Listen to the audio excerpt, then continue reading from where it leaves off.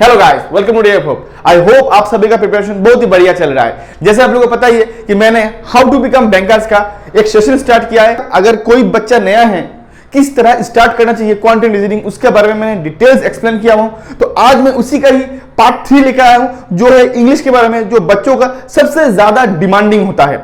English के लिए paid course लेने का जरूरत है कि नहीं है, कौन सा बुक लेना जरूरत है, कहां से स्टडी करना चाहिए, किस तरह स्टडी करने से आप लोगों को इंग्लिश में गलती कमती होगा, तो इसी के बारे में डिटेल्स डिस्कशन करेंगे। तो वीडियो का एंड तक बने रहिएगा। अगर आप नए हो चैनल को सब्सक्राइब कीजिएगा एंड लाइक एंड शेयर जरूर कीजिएगा। तो चलिए शुरू करते हैं।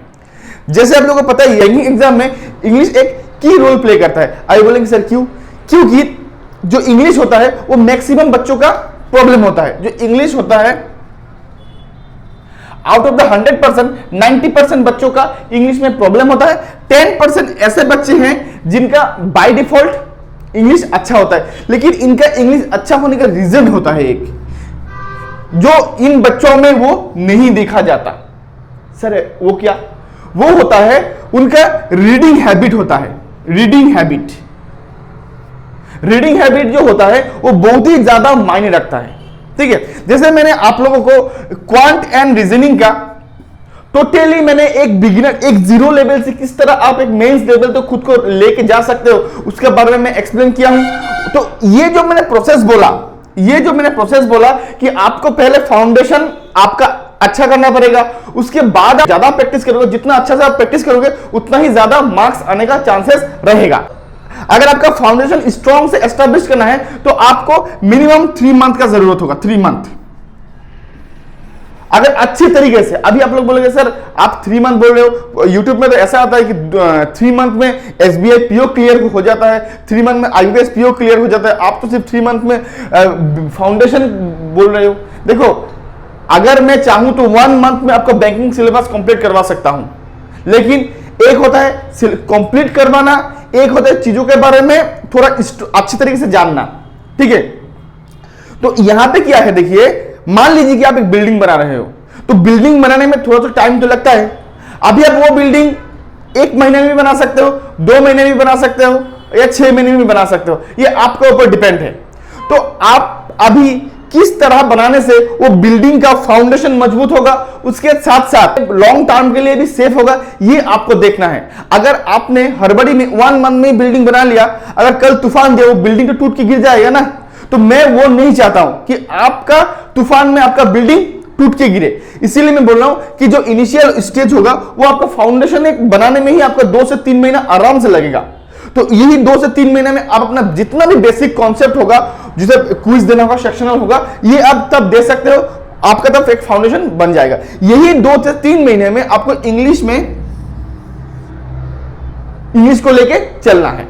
किस तरह चलना है ये मैं आपको अभी बताऊंगा। ठीक है, देखिए थोड़ा देर पहले मैंने एक बात बोला था कि इंग्लिश में 90% बच्चों का इंग्लिश का प्रॉब्लम होता है एंड 10% बच्चों का इंग्लिश में प्रॉब्लम नहीं होता है, उनका इंग्लिश स्ट्रांग होता है। तो इसका मैंने रीजन बोला था कि रीडिंग हैबिट।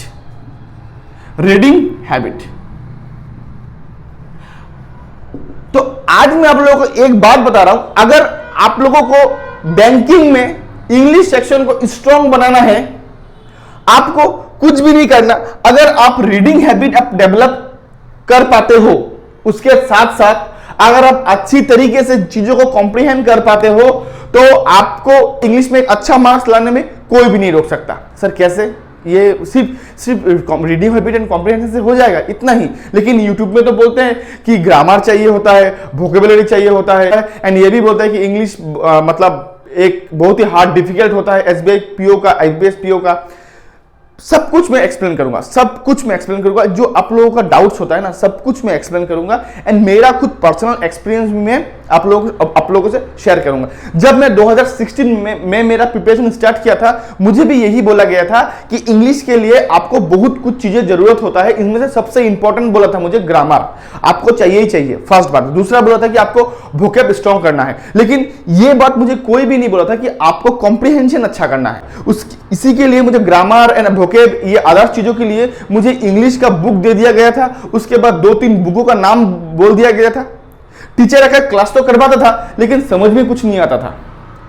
अल्टीमेटली क्या हुआ कि घुमा फिरा के नंबर वही का वही। जब क्विज देता था मैं, जब सेक्शनल देता था मैं, या जब मॉक देता था मैं, तो इंग्लिश में मेरा जो सिचुएशन था वो बहुत ही बुरा था। ग्रीन मार्क वहां पे होता ही नहीं था, सिर्फ रेड मार्क देखने को मिलता था। तो इसके बाद मैंने खुद से भी, जब मैंने YouTube में सर्च किया, YouTube में भी यही बोलता है, आप लोग जो बोलते हो ना, यही बोलता है कि आपको ग्रामर अच्छा करना है, आप पेड कोर्स ले लीजिए। लेकिन मैं आपको एक ही बात बोलता हूं, अगर आप इंग्लिश में अच्छा मार्क्स लाना चाहते हो बैंकिंग में, आपको ना ही पेड कोर्स का जरूरत है, ना ही ऑफलाइन कोचिंग, ठीक है, ना ही बुक, ना ही ग्रामर, कुछ भी नहीं चाहिए। स्टिल आप एक अच्छा मार्क्स ला सकते हो इंग्लिश में। अभी आप लोग सर कुछ भी नहीं लग के इंग्लिश में अच्छा मार्क्स कैसे लाए सर, ये how is it possible? Possible है बोल के मैं आपको बोल रहा हूं, ये प्रैक्टिकली प्रूवन है। मैंने खुद मेरे पे अप्लाई किया, उसके बाद मैंने दूसरे स्टूडेंट को दिया है, उसके बाद मैं आप लोगों के साथ शेयर कर रहा हूं, ठीक है। अभी इंग्लिश का सिलेबस कुछ भी मत देखिए, सिर्फ math and reasoning topic wise आप लेके चलिए। उसके साइमल्टेनियसली आप खुद में एक जस्ट चेंजेस कीजिए, आप एक रीडिंग हैबिट डेवलप कीजिए, ठीक है। रीडिंग हैबिट, अभी आप लोग बोलेंगे सर क्या रीड करना है, क्या रीड करना है? सिर्फ रीड ही करना है? नो, सिर्फ रीड करने में नहीं रहना है, रीड करना है न्यूज़पेपर। न्यूज़पेपर सर कौन सा? आपको जो पसंद हो, एनीवन इंग्लिश में आपको जो पसंद हो। जैसे मैं आसाम से बिलोंग करता था, मैं इनिशियली स्टार्ट किया था आसाम ट्रिब्यून से। आसाम ट्रिब्यून बोल के एक लोकल न्यूज़पेपर होता था, वो स्टार्ट करता था। उसके बाद में जब 2019 में मैं उसी को अपग्रेड करके द हिंदू में गया था, मैं द हिंदू। अगर आपको पहले से रीडिंग हैबिट है तो मैं डेफिनेटली आपको प्रेफर करूंगा द हिंदू आप ले सकते हो। The Hindu one of the most interesting होता है and one of the important भी होता है। अगर आप द हिंदू को कॉम्प्रिहेंड करना आपका आ गया तो एसबीआई पीओ बोलिए, आईबीपीएस पीओ बोलिए, कोई भी एग्जाम का इंग्लिश सेक्शन हो, आप इजीली उसको कॉम्प्रिहेंड कर पाइएगा। ऐसा अब बोलिए सर ऐसा बात है क्या? डेफिनेटली। लेकिन अगर आप इनिशियल स्टेज पे हो, इंग्लिश में आपका थोड़ा प्रॉब्लम है, तो द हिंदू डायरेक्ट टच मत कीजिए, इसमें आपका प्रॉब्लम आएगा। इसीलिए मैं बोल रहा हूं आप किसी का, आप जो भी स्टेट से बिलोंग करते हो वही स्टेट का जो लोकल न्यूज़पेपर नहीं होता। जैसे मैं आसाम से बिलोंग करता था, आसाम ट्रिब्यून था, ऐसे भी अलग अलग स्टेट का खुद का न्यूज़पेपर होता है। वो न्यूज़पेपर, इंग्लिश न्यूज़पेपर लीजिए फर्स्ट, ठीक है सर। मैंने इंग्लिश न्यूज़पेपर ले लिया आपने, ठीक है। हाँ सर, सब्सक्रिप्शन मैंने ले लिया। ऑनलाइन लूं या ऑफलाइन लूं? ऑनलाइन मत लीजिए, ऑफलाइन लीजिए। सर क्यों? ऑनलाइन में तो पैसा नहीं लगेगा, ऑफलाइन में तो पैसा पे करना पड़ेगा। यही तो बात है, जब आप लोगों को चीजें फ्री में मिलता है ना, तब आप लोग वो चीजों को वैल्यू नहीं देते हो। जब आप कोई चीजों को खरीदोगे ना, जब आप कोई चीजों को खरीदोगे, उसके बाद जब आप उसको वेस्ट होता है ना, तब आपका क्या लगेगा? बुरा लगेगा, यार इसको तो मैंने खरीद, ये तो खराब हो गया। इसी के लिए बोला खरीद लो, डे टू डे खरीदो, ठीक है। आपने खरीद लिया, खरीदने के बाद क्या करना है? एडिटोरियल पार्ट होता है, एडिटोरियल वहां पे कोई भी आप न्यूज़पेपर चाहिए वहां पे 2 एडिटोरियल होता ही होता है। तो 2 एडिटोरियल में आपको क्या करना है? दोनों एडिटोरियल को अच्छी तरीके से डे वाइज रीड करना है, प्लस कॉम्प्रिहेंड, अच्छी तरीके से कॉम्प्रिहेंड करना है, ठीक है। बहुत बढ़िया से कॉम्प्रिहेंड करो, उसके बाद उसका समरी बनाइए। उसका समरी, अब बोलेंगे सर क्यों समरी क्यों बनाना सर? वो तो ऑलरेडी समरी बना हुआ है, उसको क्यों बना के टाइम वेस्ट करना? नो, जब आप समरी बनाओगे ना, तब आप जब एडिटोरियल आप रीड करोगे, तब जब वोकैब मिलेगा वो वोकैब को आप यूज कीजिए। उसके बाद जब आप समरी बनाओगे, तब आपको क्या, आपका माइंड क्या करेगा कि आपने जो रीड किया वो रीडिंग को आप खुद का लैंग्वेज में सोचोगे। लैंग्वेज में जब आप वही एडिटोरियल को खुद का लैंग्वेज में आप समझ पाओगे, दैट मींस आप कॉम्प्रिहेंड कर पाओगे। जब आप कॉम्प्रिहेंड कर पाओगे तब आपको इंटरेस्ट लगेगा, ठीक है। लेकिन यहां पे एक बात होगा कि आपको ये करने में मजा नहीं आएगा। 1 दिन 2 दिन 3 दिन 4 दिन 5 दिन के बाद आप इसको करना छोड़ दोगे। क्यों? क्योंकि ये इंटरेस्टिंग नहीं है, क्योंकि ये चीजों को ना, ये चीज सुनने में ज्यादा अच्छा लगता है। एक लिटरेचर ऐसा सब्जेक्ट है, जब तक आप खुद से नहीं पढ़ोगे, खुद से नहीं समझोगे, तब तक आपको वो समझ में नहीं आएगा। ये लिख के ले लीजिए। इसीलिए मैं बार बार एक चीज बोल रहा हूं, इंग्लिश के लिए मेरे हिसाब से कोई भी पेड कोर्स ऑफलाइन या ऑनलाइन जरूरत नहीं होता है। सर ये तो ऑनलाइन में कोई भी नहीं बोलता, यूट्यूब में कोई भी नहीं बोलता। भाई अगर ये बात यूट्यूब में बोल दिया तो बच्चों का मन से डर खत्म हो जाएगा। अगर ये बात कोई भी अगर बोल दिया, तो जहां पे पेड कोर्स में हजारों रुपया देके पेड कोर्स खरीदना होता है, वहां पे एक बच्चा 10 रुपया से एक न्यूज़पेपर खरीद के अगर उसका इंग्लिश अच्छा हो जाएगा, तो इतना सारा जो दुकान चल रहा है वो बंद नहीं होगा, बंद तो हो जाएगा ना। तो कोई चाहेगा कि अपना दुकान खुद बंद कर दे? कोई भी नहीं चाहेगा भाई। तो इसीलिए मैं बोल रहा हूं, इसमें पेड कोर्स का कुछ भी जरूरत नहीं है। अगर आपको क्योंकि इसमें आपको ज्यादा कन्वीनियंट होगा। लिटरेचर में आपको खुद से पढ़ के ही चीजों को जानना पड़ेगा। एंड दूसरा बात, ग्रामर का जो रोल होता है बैंकिंग एग्जाम में, ये बहुत ही मिनिमम होता है। आप उसको अवॉइड भी करके चल सकते हो, ठीक है, आप उसको इग्नोर भी कर सकते हो मेरे हिसाब से। इस बच्चे लोग इसी को लेके डरते हैं। मैक्सिमम बच्चे 80% टाइम ग्रामर में देते हैं, जहां पे ग्रामर से 10 to 15% ही एग्जाम में देखा जाता है। अगर आपका कॉम्प्रिहेंशन लेवल अच्छा है तो आप इजीली ये 10 to 15% आप कॉम्प्रिहेंशन से सॉल्व कर सकते हो। ये समझ में आया मैं क्या बोल रहा हूं आप लोगों को? ये आपका प्रॉब्लम आएगा इनिशियल स्टेज पे, लेकिन आपको ये 2 महीने तक, मिनिमम 2 महीना 2 मंथ तक है, रेगुलर बेसिस पे कोई भी ब्रेक नहीं लेना कि आज नहीं करता हूं, कल तो मैंने किया था आज नहीं करता हूं, ऐसा बहाना नहीं देना है। 2 महीने तक करना है, ठीक है। अब 2 महीना बाद क्या होगा सर, इसमें क्या बेनिफिट आएगा? इसमें क्या होगा, आपका फाउंडेशन स्ट्रांग हो जाएगा। फाउंडेशन जो होगा ना आपका, वो स्ट्रांग बन जाएगा।